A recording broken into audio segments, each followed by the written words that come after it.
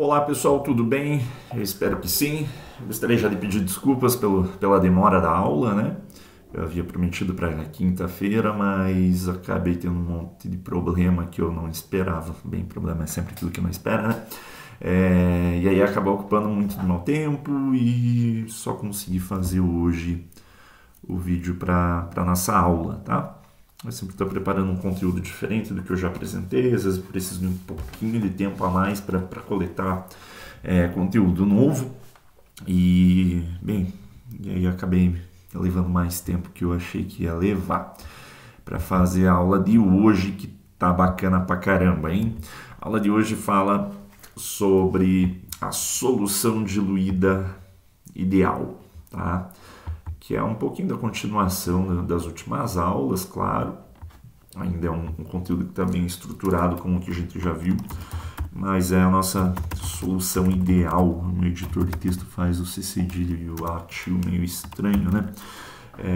A solução diluída idealmente, ou solução diluída ideal. Essa solução diluída ideal, ela vai partir de duas premissas. Uma delas é o fato de que eu tenho uma lei, que é a lei de Raoult, e ela expressa as condições, ou seja, o estado do meu solvente. E eu posso considerar também o soluto. E aí existe uma outra lei que eu falei pouco sobre ela, mas é uma lei empírica, é algo que talvez vocês, ou provavelmente vocês já devem ter visto, que é a lei de Henry. E a lei de Henry se baseia no soluto, né? A lei de Henry ela é utilizada para, por exemplo, expressar a quantidade de um gás dissolvido em um líquido, né? Uma solução, né? E ela estabelece uma razão para verificar qual que é essa solubilidade do gás na solução. Então, a lei de Henry foca no soluto, a lei de Raoult foca no solvente. Ambas são válidas, claro, né, para expressar a minha solução. Elas podem ser usadas e elas geram resultados um pouco distintas entre si, elas bem distintas, a gente vai ver, e elas têm validade somente em algumas condições, tá? Essas condições que eu vou comentar e mostrar para vocês hoje, que na verdade condições das quais você já pode imaginar que essa solução se apresente perfeitamente diluída, né? Ou seja, para que eu considere a lei de Raoult válida, eu preciso ter muito solvente e a concentração, ou sempre falando ali em fração molar, né? A fração molar do soluto tem que estar tendendo a zero. A lei de Raoult, na verdade, ela só vale isso, só vale nessa condição. Aliás, melhor, né? A lei de Raoult está sendo vislumbrada pelo potencial químico do solvente. Vamos sempre pensar em solvente. Então, a lei de Raoult ela é válida quando a fração molar do solvente tende a 1, que é a mesma coisa que eu acabei de dizer, né? Mas só para eu sempre atrelar Raoult ao solvente e Henry ao soluto. Então pense lá, a lei de Raoult ela só é obedecida naquele regime onde a quantidade de solvente, né, é máxima ali, ou seja, a fração molar do solvente tende a 1. A lei de Henry ela vai ser válida também, né, análogo a isso, mas quando a fração molar do soluto tende a zero, tá? Então é um soluto idealmente solvatado, beleza? Mas eu ainda vou apresentar algumas considerações algébricas sobre isso. Bem, nós havíamos visto em outro tempo que há algumas aulas atrás que obviamente eu posso partir de funções de estado para expressar esse comportamento ideal da matéria, né? Então, a função de estado que vai me ser muito útil é o potencial químico. Só deixar melhorzinho aqui. O potencial químico da espécie I na solução. A gente já escreveu uma equação de estado em relativo a isso, né? E aí nós tínhamos lá o μ e o potencial químico de qualquer espécie numa solução é igual ao potencial químico dessa mesma espécie no seu estado puro, mais RT ln de PI sobre PI estrela. Aí aqui eu não lembro se eu sempre comentava, aliás, eu sempre comentei, eu tenho certeza disso, mas PI estrela quer dizer a pressão, né, dessa espécie no seu estado puro. Né? Às vezes pode estar sendo apresentado como PI bola. Né? Acho que até um texto que eu passei para vocês lerem ali usava essa notação, mas asterisco aqui se iguala a essa bolinha, esse círculo ali superescrito, né?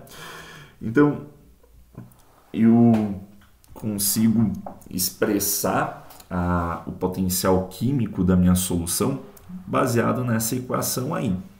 O problema que surge agora é que eu estou falando disso e essa equação é válida para uma solução que seja ideal, né? Agora, nem tudo é ideal, né? Era bom o tempo quando PV era igual a nRT e isso resolvia toda a nossa vida.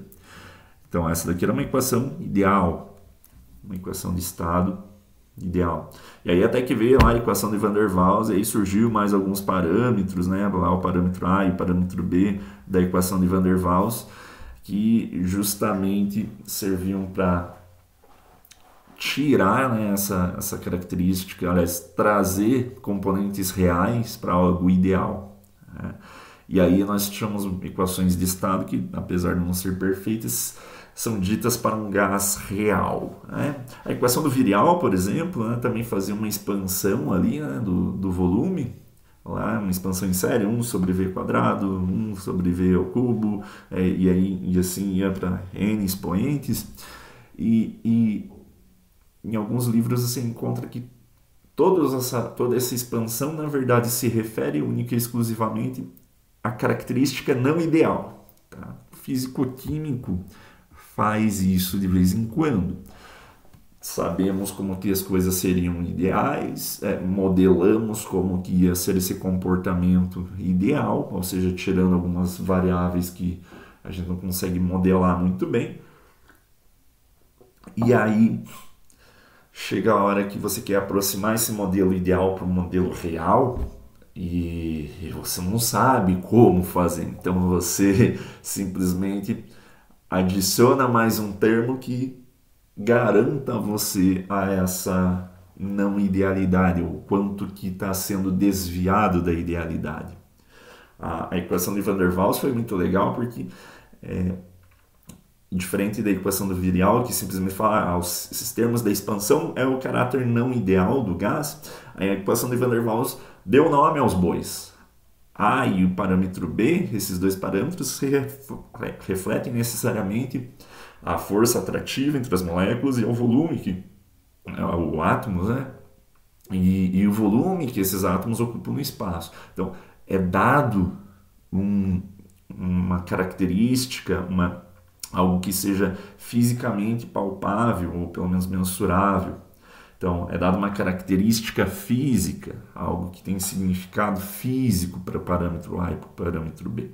Quando você pega outras equações de estado, né, lá, Pfeffer-Robinson, a equação de Berthollet, a equação estendida de Berthollet também tem parâmetros, lá tem, acho que a equação estendida de Berthollet tem 6 parâmetros para ajustar essa não idealidade. Esses parâmetros nem sequer têm um equivalente ali aos parâmetros de Van der Waals, e eles não necessariamente têm um significado físico. Na verdade, esses parâmetros simplesmente ajustam a curva ao comportamento que é observado, mas não necessariamente têm um significado físico. Na equação de Van der Waals ela é tão importante por causa disso. Ela tem um significado físico, aquele parâmetro A e B. E o que isso tem a ver com a solução diluída ideal? A solução diluída ideal, pessoal, em primeiro momento, eu vou caracterizar uma função de estado ali em relação ao potencial químico e simplesmente atribuir ali um parâmetro que expressa o comportamento de fuga da idealidade. Tá? Esse comportamento de fuga da idealidade vai ser contabilizado desculpa, tanto pela atividade, que não tem significado físico nenhum, mas o coeficiente de atividade, também, que é uma outra coisa que transcorre, é só um algebrismo bem simples, que esses dois parâmetros aí fazem com que eu consiga mensurar, ou pelo menos endereçar, esse comportamento não ideal da solução. Tá? Mas tem significado físico? Olha, ou eu consigo medir necessariamente para uma certa espécie de solução? Bem, duas considerações. Sempre eu preciso recobrar qual é o meu estado padrão, se é um estado padrão soluto e solvente, e a atividade e o coeficiente de atividade variam, tanto para o estado padrão soluto quanto para o estado padrão solvente. Ela agora, fica de uma certa forma difícil de endereçar alguma coisa fisicamente palpável, esse significado, e também fica difícil de mensurar, principalmente para essa solução que é de um componente não volátil e eletricamente neutro. Isso é importante. A atividade só mesmo que demonstra, bem como coeficiente de atividade, só demonstra essa fuga da idealidade da solução. Quando eu for olhar uma solução eletrolítica, uma solução que contenha cargas, pessoal, eu consigo endereçar até a atividade em relação a cada um dos componentes. A gente vai ver que isso, a atividade vai ter uma relação ali com a carga do soluto, tá? E aí eu consigo fazer uma distinção entre a atividade de cada uma das espécies que está presente ali na solução. Então, as coisas mais simples primeiro, né? Vamos lá. Então, o meu problema com essa equação aqui é que ela né, não essa PV igual a nRT, né, mas e sim a equação que eu estou tentando trazer, né, o potencial químico da solução, ela é válida dessa maneira somente para uma solução ideal. Tá, para uma solução não ideal, o que transcorre? Qual que é o problema de uma solução não ideal? A solução não ideal é aquela solução lá que tem mudança de volume, quando eu misturo soluto e solvente, aquela solução onde a variação da entalpia, né, que eu consigo medir lá no laboratório com um termômetro, ela tem também uma solução não ideal, ela vai apresentar mudanças de energia livre, mas o que mais caracteriza, o que pelo menos de maneira empírica caracteriza uma solução ideal, é o fato que uma solução ideal, ela segue a lei de Raoult. A solução não ideal, ela não vai seguir. Então a solução não ideal tem essa característica aqui, ó. A pressão da componente I é diferente de XI PI estrela, tá? Então é isso daqui que caracteriza uma solução não ideal, tá? Porque aí eu não consigo simplesmente, se a solução for ideal, né? Então ó, vou colocar aqui o ideal. O ideal é a solução, o solvente ali seguindo a lei de Raoult. Então, essa situação aqui vai se preservar da seguinte maneira. E se eu pegar esse comportamento ideal, né, essa expressão ideal, e substituir ali no potencial químico, percebam que eu consigo, né, substituir o PI por esse PI aqui em cima, e aí fica XI PI estrela, né? E aí eu tenho xi PI estrela sobre PI estrela, consigo cancelar esse PI estrela, e aí eu vou escrever aqui embaixo, ó, o potencial químico de uma solução ideal vai ser igual ao potencial químico dessa espécie no estado puro mais RT ln de xi. Essa solução a gente conhece, essa expressão a gente conhece, até de vários carnavais, né? Principalmente quando fala-se sobre uma solução de gases, né? O potencial químico de uma espécie ali, ela vai ser proporcional à sua fração molar, né? A sua fração, a sua composição, né? Bem como, é claro, é óbvio, em relação somado ao seu potencial no seu estado puro. Então não dá para fazer isso com a solução real, porque a solução real ou a solução não ideal, ela tem essa característica do PI ser diferente do xi PI. É uma pena. Não, vamos precisar nos debruçar um pouquinho mais sobre como que eu consigo resolver isso. Então, define-se uma propriedade chamada atividade, um A minúsculo. A atividade, você já deve ter visto ela, a atividade, assim, o professor passou uma atividade para nós. Não, estou falando da atividade dessa propriedade física, que eu estou falando que não é física, mas é física e tal. Logo a gente vai... eu vou abrir isso melhor para vocês vão entender melhor. A gente já viu isso em outras situações também, até um livro de química geral aí que você pega, e quando tem uma reação química genérica qualquer, Azinho de azão mais Bzinho de Bzão, indo para aqui em equilíbrio com Czinho, Czão, D menor com D maior, né? A constante de equilíbrio essa constante de equilíbrio aqui, né?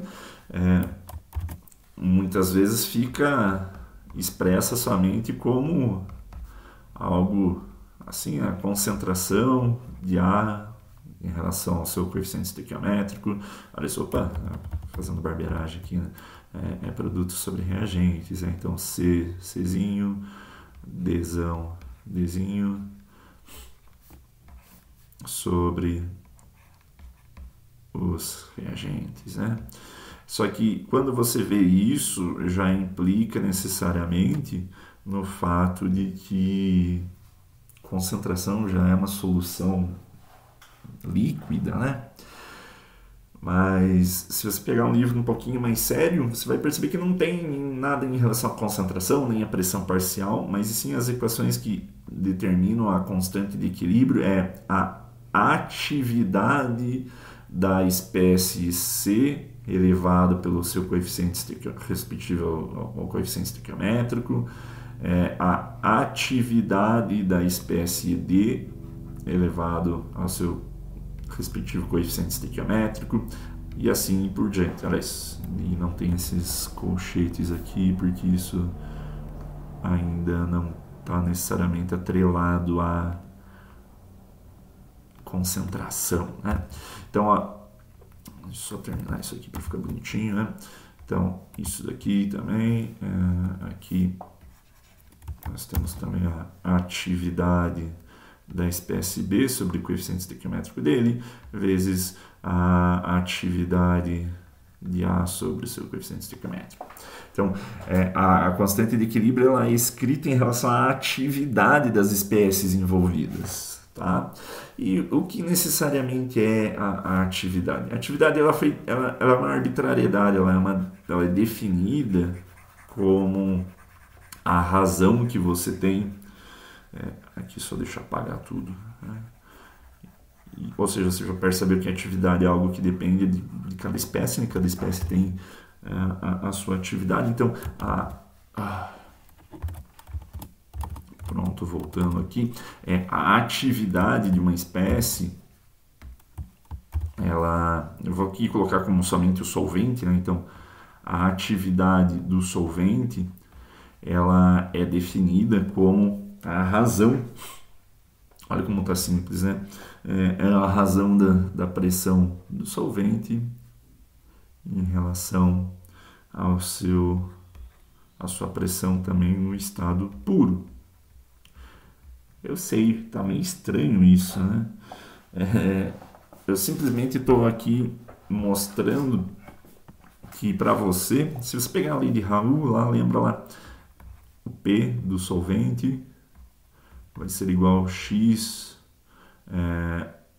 vezes o P do solvente no seu estado puro. Perceba que se você isolar X, você tem essa mesma equação que eu coloquei ali, né? Opa, solvente sobre o P puro do solvente. Então, o A, ele demonstra, na verdade, né, X será igual a A quando a solução for diluída. Tá? Isso daqui é válido quando a solução for diluída e ideal.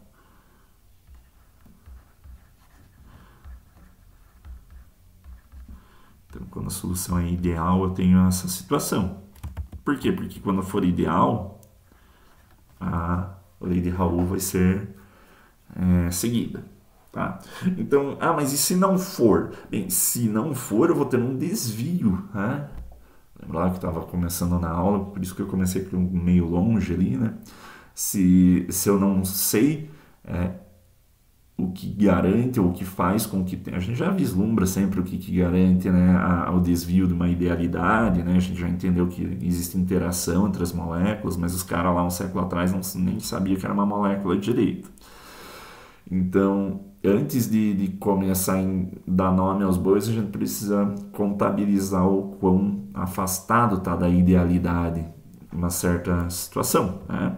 Então, a atividade do solvente, ela serve para isso, para caracterizar o quão vai estar, o quão desvia, quão não ideal é essa solução. Então, para uma outra coisinha aqui que surge em decorrência disso, é esse gama solvente aqui. O gama solvente é o que chama-se de coeficiente de atividade.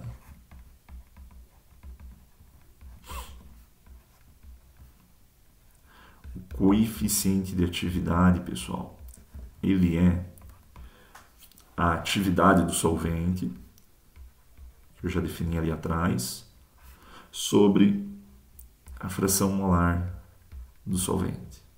Na verdade, é essa equação mesmo que... Eu vou colocar esse quadrinho cor-de-rosa aqui, que realmente expressa ali o grau de mudança, o grau de desvio da idealidade da solução, tá? Principalmente em relação ao solvente. Esse coeficiente de atividade, que lá quando a gente for olhar para a solução eletrolítica, para uma solução que contém eletrólitos, né? Isso daí eu vou chamar de coeficiente de atividade médio, e aí eu vou precisar colocar as cargas também em relação a toda essa nossa nova definição de coeficiente de atividade. Mas por hora estamos ainda numa solução neutra, né? Principalmente essas soluções aí de hidrocarbonetos e moléculas apolares miscíveis entre si. Então, na verdade, o coeficiente de atividade também, né, que garante ali aquele fato que, bem, quando a atividade for igual à fração molar do solvente, né, quando eu tiver a parte, o numerador e o denominador iguais, eu tenho 1, né?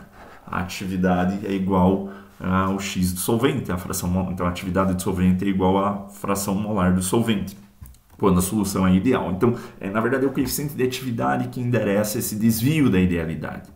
E só para lembrar, né?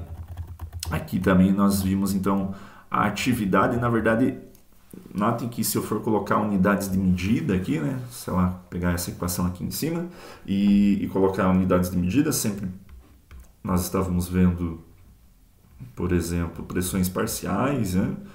Eu vou ter torr por torr, bar por bar, ATM por ATM, e eu trago então agora a atividade simplesmente é um parâmetro adimensional que vai poder ser embutido ali naquele meu potencial químico e que vai estar correlato à fugacidade.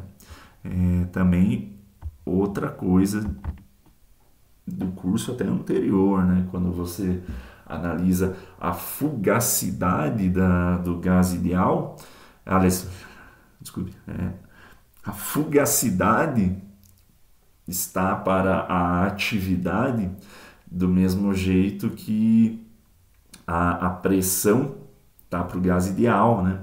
Então, quando eu tinha pressão, eu consigo escrever uma função de estado ali expressando o potencial químico em relação à pressão, quando o gás é ideal, mas quando o gás é não ideal, um gás real, eu tenho que substituir essa fugacidade por essa pressão por fugacidade. E aí o potencial químico ele não fica em função da pressão, mas sim da fugacidade. E o que é a fugacidade? O desvio da idealidade do gás ideal.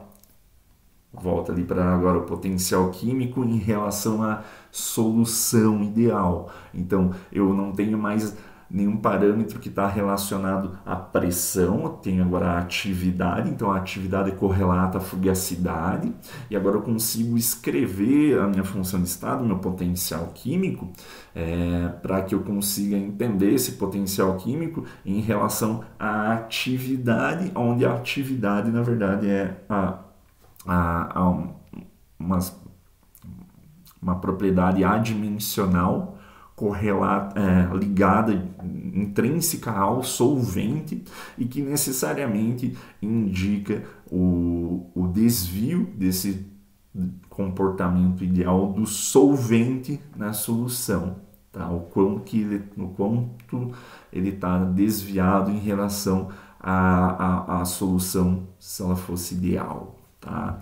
Então, eu posso pegar esse termo aqui, esse parâmetro A, e substituir ele aqui, ó, né? PI sobre isso. Né? Note que eu tenho aqui PI sobre PI estrela nessa equação aqui em cima, e eu posso... PI sobre PI estrela, na verdade, é o P do solvente sobre P estrela do solvente. Né? Então, a equação acima, ela pode ser reescrita da seguinte maneira. Eu já vou parar de ir de um lado para o outro na folha, que isso deve deixar vocês confusos, né? Aqui está melhor. Deixa eu deixar grandão aqui. Legal. Olha só. Substituindo, eu vou perceber que o potencial químico... Vou colocar aqui verde. Potencial químico da espécie I na solução, portanto, ela vai ser igual ao potencial químico dessa espécie I no seu estado puro, descrito aí pelo asterisco ou pela bola, né, se você estiver usando aí o Castellan para estudar. RT Ln da atividade da espécie I. Isso ficou ruim pra caramba, né? Deixa eu deixar um pouquinho mais bonito aqui, que senão tem a dó. Ln da atividade da espécie I, tá bom? Então, isso aqui, claro, como eu estou falando de uma solução, isso daqui também é uma espécie de lei limite. E é claro, isso já está sendo falado há muito tempo, né? Então, essa equação aqui ela é válida quando a fração molar do soluto tende a zero, né? Porque lembra lá que essa equação se baseia na ideia de que uma solução ideal é aquela que segue a equação, a lei de Raoult. Então, a fração molar do soluto tem que tender a zero, enquanto que, obviamente, a fração molar do solvente, essa sim, tende à unidade. Né? Então, é uma solução incrivelmente diluída, é isso que quer dizer. Né? Essa equação ela vai permanecer verdadeira enquanto a fração molar, a composição, tende a 1. tá? A composição, e principalmente em relação ao solvente, tudo isso tende a 1. Vamos pegar aqui uma figurinha para dar uma olhada, que vai... Eu acho que também uma outra vez que eu tinha passado um conteúdo para vocês já viram uma figura, não essa, mas algo parecido, pessoal. Aqui, esse figura não, aqui. Olha só, o que você está vendo aí é uma solução que já é conhecida, só que eu apresentei ela numa outra aula, de uma outra forma. Essa solução aqui é uma solução de acetona com disulfeto de carbono. Lembra lá que eu tinha colocado essa equação? Então, essa solução, então, eu tenho acetona e CS2. Só que na situação eu fiquei falando fiquei mostrando sobre a pressão parcial de cada um dos componentes em diversas proporções e como que isso afetava a pressão total, né? A pressão de vapor total. E aí essa mistura em específico, ela chama peculiaridade, né? Que ela era um desvio positivo da lei de Raoult, né? Tinha uma outra solução que eu havia colocado, acho que era acetona e etanol, ou água, não lembro. Mas e aí sim, essa acetona e água, acho que era acetona e água, ou acetona e etanol, era alguma coisa que tinha uma ponte de hidrogênio lá. Lembra, né? Eu achei que sim. Essa solução, ela tinha um desvio negativo. Então, a lei de Raoult é o que você está vendo nessa figura aí, nesse pontilhado, né? É isso que seria... e nota que às vezes você vai estar meio confuso, porque muitas das vezes em outros livros tá ao contrário, enfim, mas você sempre vai perceber que tem uma linha diagonal ali, tracejada, que representa o comportamento ideal da solução previsto pela lei de Raoult. Então, o que eu tenho aqui é a pressão, né, da acetona em relação olha aqui o que tem na ordenada, né, no eixo X. Tem o X, né, a fração molar. Desculpe. Tem a fração molar do CS2, do disulfeto de carbono. Então, onde que eu tenho a acetona pura? Aqui ou lá? Lá, né? Ali nesse ponto aqui, eu tenho acetona pura. Por quê? Porque conforme... ali bem no meio do gráfico, aqui eu vou fazer uma marcação, aqui eu tenho uma solução meio a meio no ponto em verde, no ponto em vermelho aqui no fim eu tenho 1 de fração molar do CS2, então eu tenho CS2 puro, e aqui do lado esquerdo, que eu estou marcando em azul, é que eu tenho a fração molar do CS2 tendendo a zero. O que é a fração molar do CS2 tendendo a zero? A fração molar do soluto está tendendo a zero. Portanto, a fração molar do solvente tende a 1 aqui. Ali naquele pontinho é isso que nós temos. Onde eu tenho uma solução que praticamente... Bem, claro, vamos imaginar um passo infinitesimal ao lado do centro de origem do gráfico, né? Então teria uma coisinha pequena de CS2 e muito do solvente. Então note que aqui nessa região, o que você está vendo, a linha vermelha com esses pontos pretos, são dados experimentais sobre a pressão de vapor dessa solução. E note que até aqui uma fração molar de 0,2, então desde praticamente acetona pura até 20% aí de CS2 e 80% de acetona, eu tenho um comportamento linear, né? E está muito próximo ali, o quanto está desviando da idealidade, ainda é pequenininho, né? O desvio da idealidade. Claro, esse desvio vai se tornando maior cada vez mais que eu vou me aproximando ali de uma maior composição de CS2. mas a pequenas concentrações eu tenho aqui a lei de Raoult sendo seguida perfeitamente, tá? E no outro lado, bem claro, daí depois aqui desanda a maionese, né? Aqui vai para o espaço, daí o desvio foi grande pra caramba, estamos perdidos aqui depois de, sei lá, 0,25, alguma coisa assim. Daqui até aqui eu não tenho mais nenhuma informação, nada linear. Mas olha, tem uma outra região de linearidade desse gráfico, que agora eu vou esconder aqui a outra parte, né? Então você viu ali que a parte. Não tá bom isso. A parte em vermelho está expressando, a linha vermelha está expressando dados experimentais, né? E olha só, quando você está num regime onde o que era solvente agora é quase um soluto só, né? Ou seja, a composição da acetona na solução está muito pequena, que é aquele caso ali. Note que, claro, que o desvio ainda está grande, está gigante, está imenso, mas o que é interessante é que, tá vendo que tem uma linha em azul aqui? Né? Tentei indicar aqui. Essa linha em azul, ela representa um outro comportamento ideal. E note que os pontos que vão se seguir, então, se é 0,8 aqui deve ser 0,9. Então, ó, entre uma proporção de CS2 0,95, né, que seria esse ponto aqui, até 1, eu tenho novamente um comportamento ideal.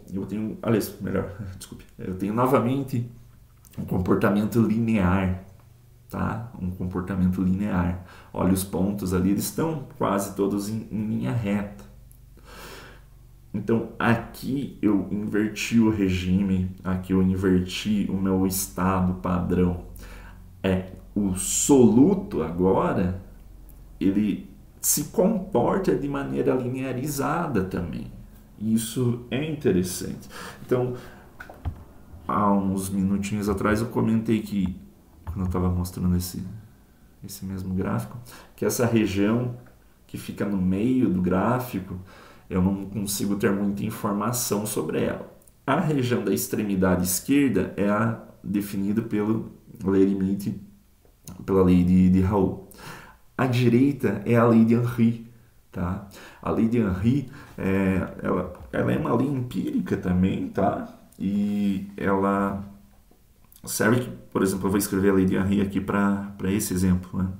Ela estabelece, na verdade, a solubilidade de gases aliás, o Henry criou, né, essa lei, observou isso, aferindo a solubilidade de gases em água. Então, a lei de Henry, ela estabelece, claro, solubilidade de gases numa solução. Então, a pressão da acetona aqui, se eu for pegar a lei de Raoult, você já sabe, né?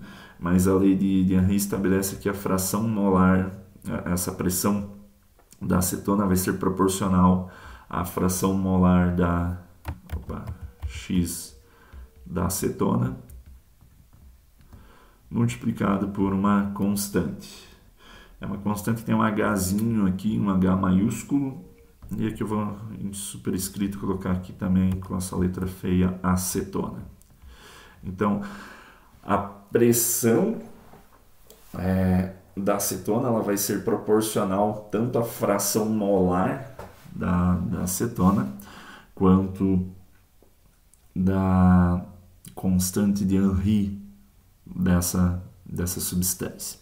Então, a lei de Henry ela possibilita, por exemplo, conhecer qual que é a quantidade de um soluto dissolvido em água ou em solução. Então, olha só, a lei de Henry se refere somente ao soluto.